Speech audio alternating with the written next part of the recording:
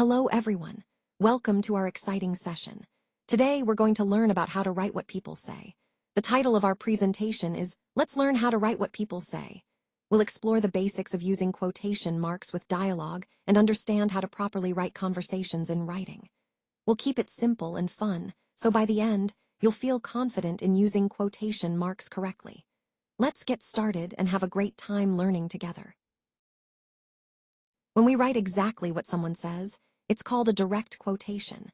This means we're capturing the exact words spoken by a person, usually enclosed in quotation marks. Dialogue, on the other hand, refers to the words spoken between people in a story. It brings characters to life and helps the reader understand their interactions.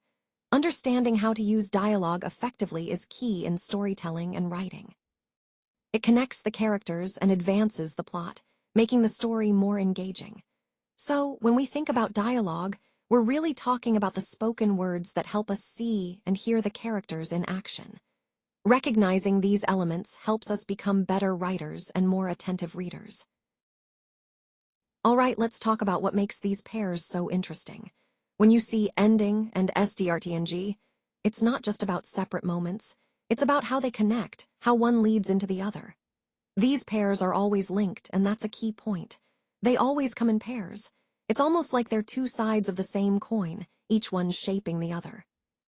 And here, where it gets really fascinating, these marks we're talking about are the indicators, the signals that tell us how a transition happens.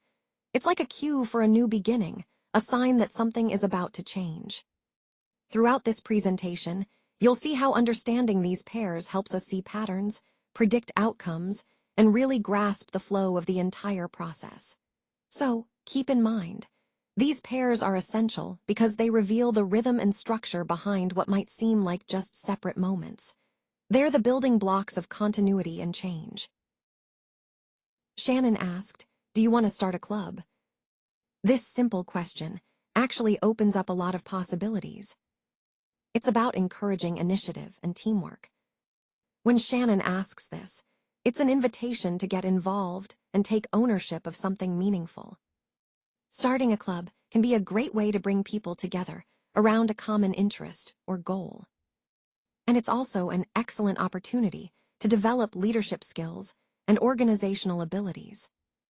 This question connects to our overall theme of taking proactive steps and creating opportunities for growth. So, when you hear a question like this, think about the potential it holds, not just for the activity itself, but for what it can teach us about collaboration and initiative.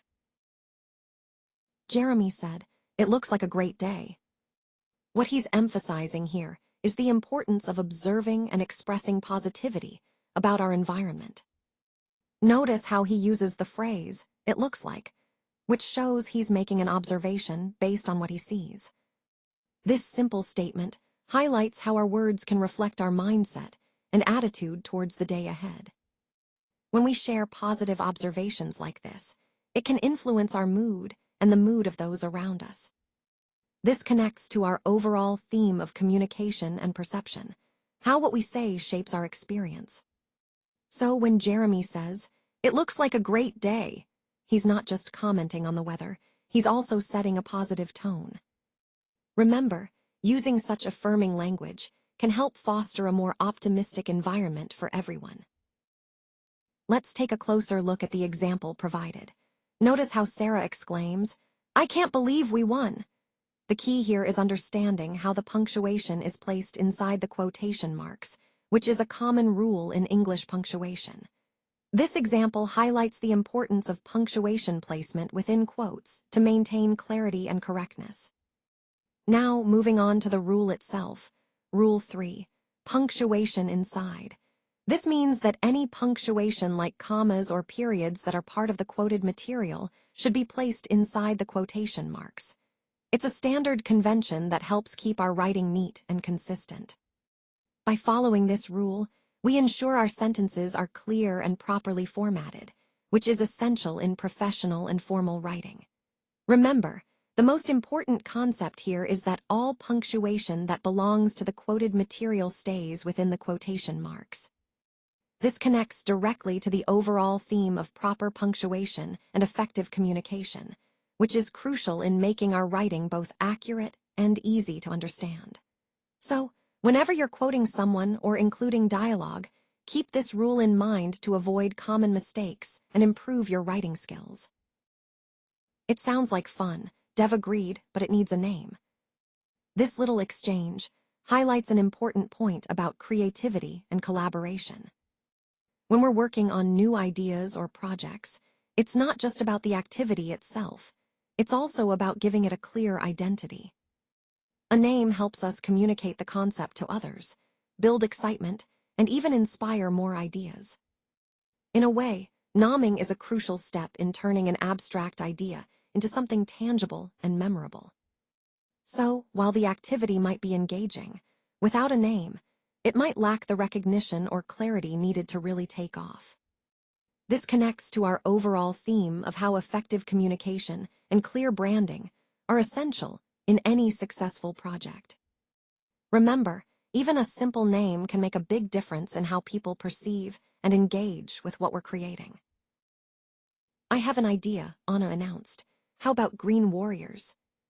Now, what Anna is suggesting here is a new initiative or a project concept called Green Warriors. It's a great example of how we can think creatively and propose ideas that align with our overall goal of promoting environmental awareness. This idea emphasizes the importance of engaging people in activities that make a real difference for the planet.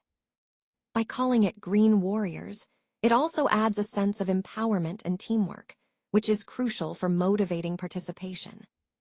So, this slide highlights the moment of brainstorming and introduces a concept that could be a key part of our strategy moving forward. It shows how collaboration and innovative thinking are essential in tackling environmental challenges. All right, let's look at this slide. Here, we have two examples of sentences with quotations. The first one is John asking, "Do you want to go to the movies tonight?" Notice how the question mark goes inside the quotation marks because it's part of John's question. The second example is Sarah exclaiming, "I can't believe we won the game." Since it's an exclamation, the exclamation point is placed inside the quotation marks as well. Now, a common question we get is, where do the quotation marks go? The key point is that punctuation like question marks or exclamation points that are part of the quotation go inside the quotes. But if the punctuation applies to the overall sentence rather than the quote, it goes outside. This slide is a great practice to help us remember these rules. Paying attention to where punctuation goes with quotations is essential for clear and correct writing. It might seem small, but these details really make a difference in how your writing is understood. So, let's keep practicing these rules to become more confident in punctuating quotes correctly. All right, let's take a closer look at this slide. Here we have 3 different sentences, and our goal is to identify which one correctly uses quotation marks. Now, notice that each sentence contains a quote, but there are small differences that matter a lot when it comes to proper punctuation. In the first sentence we see, "See, I can't believe it," she exclaimed. This one actually uses quotation marks correctly. The quote is enclosed properly, and there's a comma after it, inside the quotation marks, which is the right punctuation according to standard rules. Next, the second sentence, I can't believe it," she exclaimed. Here we see a missing apostrophe in I can't, which makes it incorrect. Plus, there are no quotation marks at all, so this one isn't right either. Finally, the third sentence, I can't believe it," she exclaimed. This one has a problem because the quotation mark isn't closed properly at the end of the quote, which means it's not correct punctuation. So the key takeaway here is that the correct use of quotation marks involves opening and closing them properly, and placing punctuation like commas or periods inside the quotation marks when they are part of the quoted material. This is essential for clear and correct writing. Remember, mastering these small but important details helps us communicate more effectively, especially in writing and editing. Keep practicing, and you'll become more confident in using quotation marks correctly. Now, let's look at this quick quiz to understand punctuation in direct quotes. First, we have sentence C. She asked, "Are we meeting at 3?" 3:00. This sentence is missing quotation marks around the spoken words, which are essential to show exactly what was said. Next sentence B, she asked, "Are we meeting at 3:00?" Here, we see the question inside the quotation marks, and the comma is correctly placed before the opening quotation mark. Finally, sentence A, she asked, "Are we meeting at 3:00?" This one is close, but the punctuation style depends on whether the sentence is a statement or a question. Since it's a question, the question mark should go inside the quotation marks, making sentence B the correctly punctuated one. This highlights the key point that when quoting a question, the question mark belongs inside the quotation marks. Understanding this helps us make our writing clear and professional, especially in formal communication. Remember, paying attention to these details ensures our quotes are accurate and properly punctuated, which is a vital part of effective writing. All right, everyone, let's keep writing great dialogues. Remember, now you know exactly how to use quotation marks like a pro. This is a huge step in making your writing more clear and engaging. When you quote someone, always start with an opening quotation mark and end with a closing one to clearly show who's speaking or what you're emphasizing. It's a simple rule, but it makes a big difference. And the best part? You're officially a grammar star. That's right, you're mastering these punctuation skills and making your writing shine. So go ahead, keep practicing and apply these tips to all your writing projects. Whether you're telling stories or writing dialogues, these skills will make your work more professional and polished. Keep up the great work and keep writing those fantastic dialogues.